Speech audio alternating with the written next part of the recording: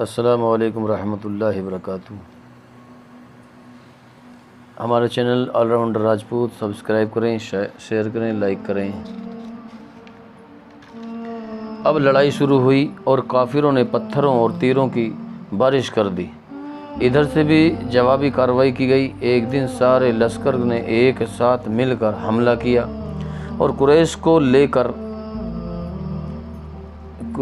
کے لشکر کے 4 مشہور بہادر گھوڑے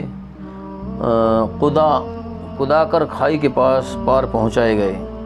ان میں عمر بن عبدو بھی تھا، جس کی سارے عرب میں بہادری کی دھاک تھی۔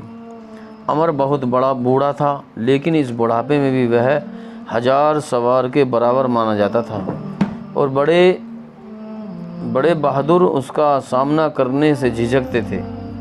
وہ 3 دوسرے سواروں کے ساتھ آیا اور اس نے پکار کر کہا کہ کون ہیں جو میرے مقابلے پر آئے؟ ادھر سے حضرت علی رضی اللہ عنہ آگے بڑھے۔ اس نے وار کیا۔ حضرت علی رضی اللہ عنہ نے ڈھال پر اسے روکا، لیکن وار اس جور کا تھا کہ تلوار ڈھال سے ٹکرا کر ماتھے پر لگی۔ اگرچہ یوں ہی اوچھا سا گھاؤ آیا۔ گھاؤ لگنے کے بعد حضرت علی رضی اللہ عنہ بفرے ہوئے شیر کی طرح اس پر جھپٹے اور پھر ایسا وار کیا کہ تلوار کندھے کو کاٹتی ہوئی سینے تک اتر آئی۔ عمر گھوڑے سے گرا تو تینوں گھڑ سوار بڑھے، لیکن جب حضرت علی رضی اللہ عنہ کی تلوار چمکی تو دم دبا کر بھاگے۔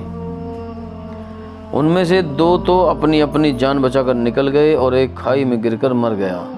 حدیبیہ کے سمجھوتے کے بعد مسلمانوں نے خیبر کے یہودیوں کی اور توجہ دی۔ یہ لوگ مسلمانوں کے خلاف نئی سازشیں کیا کرتے تھے۔ خیبر میں ان کے بہت سے مضبوط قلعے تھے۔ لڑائی میں بھی انہیں مہارت حاصل تھی۔ کبھی کبھی بڑے فخر کے ساتھ کہا کرتے تھے کہ ہم قریش نہیں جو مسلمان ہمیں آسانی سے دبا دیں گے۔ ہم سے لوہا لینا انہیں لوہے کے چنے چبانے کے برابر ہوگا۔ خیبر میں بڑی گھمسان لڑائی ہوئی اور مسلمانوں نے لڑ کر ان کے کتنے ہی قلعے چھین لیے۔ صرف قمقوس کا قلعہ رہ گیا تھا، جو بہت مضبوط مانا جاتا تھا۔ اس قلعے کا حاکم مرحب تھا، جو بڑا مشہور گھڑ سوار تھا۔ پہلے حضرت ابوبکر صدیق رضی اللہ عنہ سے جیتنے گئے اور ناکام لوٹے۔ پھر حضرت عمر رضی اللہ عنہ کو بھیجا، انہیں بھی ناکامی ہوئی۔ رسول اللہ صلی اللہ علیہ وسلم نے فرمایا، کل ایک ایسے بہادر کو جھنڈا دوں گا جو اللہ اور اس کے رسول کا پیارا ہے، اور اسی سے خیبر جیتا جائے گا۔ دوسرے دن آپ صلی اللہ علیہ وسلم نے حضرت علی رضی اللہ عنہ کو بلا کر جھنڈا دیا۔ اس وقت ان کی آنکھیں دکھتی تھیں، اس لیے وہ لڑائی پر نہیں جا سکتے تھے۔ حضرت علی رضی اللہ عنہ نے پوچھا کہ یا رسول اللہ صلی اللہ علیہ وسلم، میں لڑ بھیڑ کر ان لوگوں کو مسلمان بنا لوں؟ آپ نے فرمایا، لڑنے سے پہلے انہیں اسلام کی طرف بلاؤ، کیونکہ تمہاری کوششوں سے اگر ایک انسان بھی اسلام قبول کر لیا تو وہ اللہ کا سب سے اچھا انعام ہے۔ لیکن یہودیوں نے اسلام قبول نہ کیا۔ حضرت علی رضی اللہ عنہ قموس سے آگے گئے تو قلعے کا فاٹک کھلا اور مرحب جنگی ہتھیار لگائے اوپر سے نیچے تک لوہا پہنے ہوئے نکلا۔ حضرت علی رضی اللہ عنہ نے بڑھ کر اس کو روکا اور للکار کر ایسی تلوار ماری جو سر کو چیرتی ہوئی جبڑے تک میں بیٹھ گئی۔ مرحب کے مرتے ہی یہودیوں نے ہتھیار ڈال دیے۔ ہجرت کے 8ویں سال مکہ پر چڑھائی ہوئی۔ اس موقع پر رسول اللہ صلی اللہ علیہ وسلم کے ساتھ 10,000 جان نچھاور کرنے والے ساتھی تھے۔ مکہ میں گھستے وقت جھنڈا حضرت علی رضی اللہ عنہ کے ہاتھ میں تھا۔ لڑائی کا موقع ہی نہیں آیا اور تلوار میان سے نکالے بنا ہی مکہ جیت گیا۔ احد کی لڑائی کے موقع پر بھی حضرت علی رضی اللہ عنہ نے بڑی بہادری دکھائی۔ تیروں کی بارش ہوتی رہی، دشمن تلواریں کھینچے، بھالے تانے بڑھے آ رہے تھے، لیکن حضرت علی رضی اللہ عنہ پہاڑ کی طرح اپنے پاؤں جمائے میدان میں کھڑے تھے اور ان کی تلوار دشمن کی کالی کالی امڑتی ہوئی بدلیوں جیسی فوج میں بجلی کی طرح چمک رہی تھی۔ انہوں نے بڑھ کر ایسے حملے کیے کہ دشمن کے دل کو الٹ پلٹ کر دیا۔ کافروں کا سردار جھنڈا ہاتھ میں لیے بڑے زور سے بڑھا چلا آ رہا تھا۔ جس طرح وہ جھنڈا لے کر بڑھتا ساری فوج اسی طرف جھک پڑتی۔ حضرت علی نے اسے بڑھ کر للکارا اور ایک ہی وار میں کاٹ کے رکھ دیا۔ سردار کے مرتے ہی دشمن کی فوج کی ہمت ٹوٹ گئی اور پھر مسلمانوں نے ایسے زوردار حملے کیے کہ حوازن اور ثقیف دونوں قبیلوں کے بہادر جو بڑی بڑی ڈینگیں مار کر تلواریں باندھ کر آئے تھے بھاگ کھڑے ہوئے۔ حنین کے بعد اوتاس کی لڑائی ہوئی۔ یہاں بھی کافروں نے بہت فوج اکٹھا کر رکھی تھی، لیکن مسلمانوں کے آگے ان کا کوئی قابو نہ چلا۔ اس لڑائی میں بھی حضرت علی رضی اللہ عنہ بڑی بہادری سے لڑے۔ رسول اللہ صلی اللہ علیہ وسلم ان لڑائیوں سے نپٹ کر مدینے پہنچے تو یہ خبریں آنے لگیں کہ روم کا بادشاہ مدینے پر چڑھائی کرنا چاہتا ہے۔ رسول اللہ صلی اللہ علیہ وسلم نے یہ مناسب سمجھا کہ آپ بڑھ کر دشمن کے لشکر کو روکیں، اس لیے آپ لشکر لے کر تبوک نامی جگہ پر پہنچے جو مدینہ سے 14 منزل کی دوری پر ہے۔ حضرت علی رضی اللہ عنہ ہر ایک لڑائی میں آپ کے ساتھ رہے تھے، لیکن اس موقع پر رسول اللہ صلی اللہ علیہ وسلم نے حضرت علی رضی اللہ عنہ کو اپنے خاندان کے لوگوں کی دیکھ ریکھ کے لیے مدینے میں رہنے کا حکم دیا۔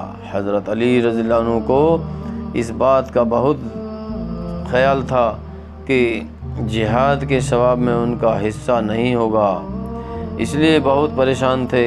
رسول اللہ صلی اللہ علیہ وسلم کو یہ بات معلوم ہوئی تو فرمایا، علی کیا تم پسند نہیں کرتے کہ میرے نزدیک تمہارا وہی درجہ ہو جو موسیٰ علیہ السلام کے نزدیک ہارون علیہ السلام کا تھا؟ رسول اللہ صلی اللہ علیہ وسلم تبوک پہنچے تو پتہ چلا کہ عیسائیوں کے حملے کی خبر غلط تھی۔ پھر بھی آپ کے تشریف لانے کی خبر سن کر بہت سے عیسائی سردار آپ کی خدمت میں آئے اور آپ کا حکم ماننے پر تیار ہو گئے۔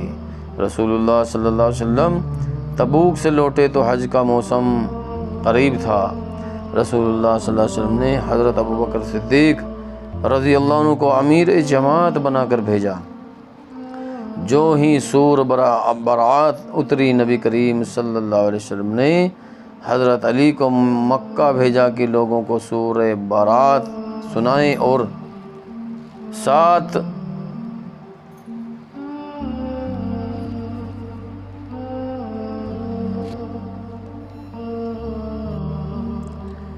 سورہ برات سنائے اور ساتھ ہی اعلان کر دے کہ کوئی کافر حج نہ کرے۔ کسی کو اس بات کی اجازت نہیں کہ ننگے بدن کعبہ کے چکر لگائے۔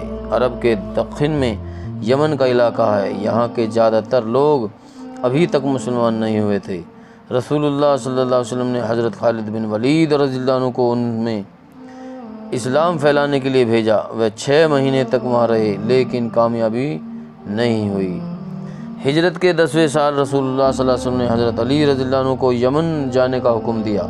انہوں نے عرض کیا، یمن میں سب مجھ سے زیادہ تجربے کار لوگ پڑے ہیں، میں ان کے جھگڑے کا فیصلہ کیا کر سکوں گا؟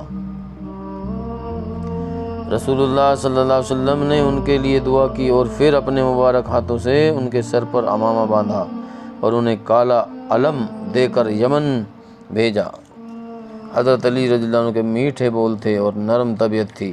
آپ کی باتیں سن کر اور آپ کی چال ڈھال دیکھ کر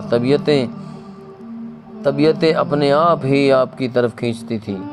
انہیں یمن پہنچے کچھ ہی دن ہوئے تھے، وہاں کے لوگ ابھی تک اپنے باپ دادا کے طریقوں پر چل کر مورتی پوجا کر رہے تھے۔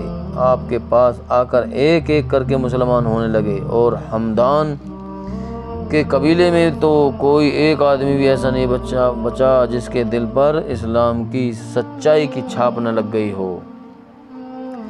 حضرت علی رضی اللہ عنہ یمن سے لوٹے تو رسول اللہ صلی اللہ علیہ وسلم حج کے لیے مکہ جانے کی تیاریاں کر رہے تھے۔ حضرت علی رضی اللہ عنہ بھی اس سفر میں رسول اللہ صلی اللہ علیہ وسلم کے ساتھ تھے۔ یہ سن کر رسول اللہ صلی اللہ علیہ وسلم کا آخری حج تھا، اسی لیے حج حجۃ الوداع کہلاتا ہے۔ حج کے سے واپس آنے کے بعد رسول اللہ صلی اللہ علیہ وسلم بیمار ہو گئے۔ مسجد نبوی میں سے ملا ہوا حضرت عائشہ رضی اللہ عنہا کا حجرہ تھا۔ رسول اللہ صلی اللہ علیہ وسلم بیماری میں وہیں رہے اور وہیں انتقال فرمایا۔ حضرت علی رضی اللہ عنہ اس زمانے میں بڑی لگن اور محبت سے آپ کی خدمت کرتے رہے۔ 12 ربیع الاول کو رسول اللہ صلی اللہ علیہ وسلم اپنے سچے مولا سے جا کر مل گئے۔ آپ کو غسل دینے، کفنانے اور قبر میں اتارنے کی شہادت بھی حضرت علی رضی اللہ عنہ کو ہی ملی۔ آپ نے حضور صلی اللہ علیہ وسلم کو غسل دے کر 3 چادروں کا کفن دیا اور حضرت عائشہ رضی اللہ عنہا کے حجرے میں دفن کیے گئے۔ ہمارا channel all rounder Rajput subscribe کریں، لائک کریں، شیئر کریں۔